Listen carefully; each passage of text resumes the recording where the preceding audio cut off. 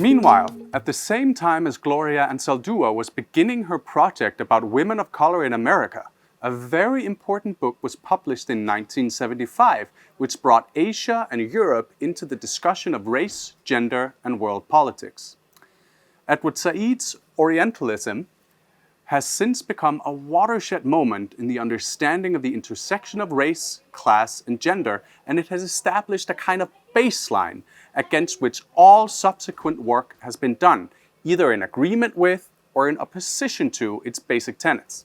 In his introduction, Said says, quote, "My contention is that without examining Orientalism as a discourse, one cannot possibly understand the enormously systemic discipline by which European culture was able to manage and even produce the Orient politically, sociologically, militarily, ideologically, scientifically, and imaginatively during the post-Enlightenment period.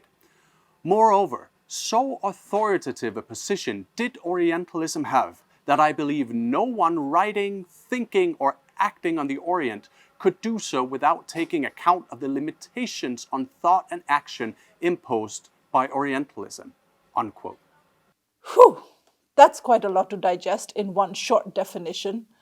But more simply put, Said is pointing to the constructing of a thing called the Orient by writers and thinkers from Europe through a complex network of presupposed ideas, ideologies, political positioning such as the master-slave or the colonizer-colonized one. He identifies this complex network as a discourse that can be seen in the language used in the vast corpus of writing about the Orient that emerged from European nations. In picking it apart and revealing these ideologies, Said gives us a kind of blueprint of discourse analysis, something that we can use anywhere to expose the hidden messages and ideas in almost any kind of cultural production.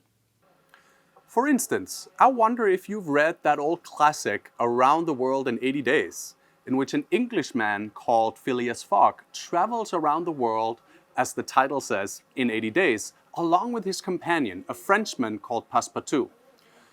Among their many adventures, Phileas Fogg travels to India, which, as you can see from this illustration from the book, is a land of stereotypes: elephants, half-clothed people, thieves, all contrasted with the stiff, upright, correctly dressed Englishman. While in India, Phileas Fogg rescues a woman who's being forced to immolate herself on her dead husband's burning pyre.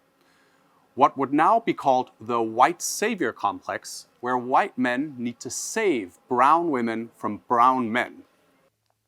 Clearly, in order to portray the English as law-abiding, fair, civilized people, the Oriental Indian has to be defined as corrupt, unjust, and uncivilized. As Said tells us eventually, Orientalist discourse tells us more about the cultures that produced it rather than about the cultures they claim to be writing about. In other words, in its definition of the Orient, Europe tries to give the world a picture of itself. In the next segment, we shall see how this essentially class-based relationship reflects on other intersections, such as race and gender.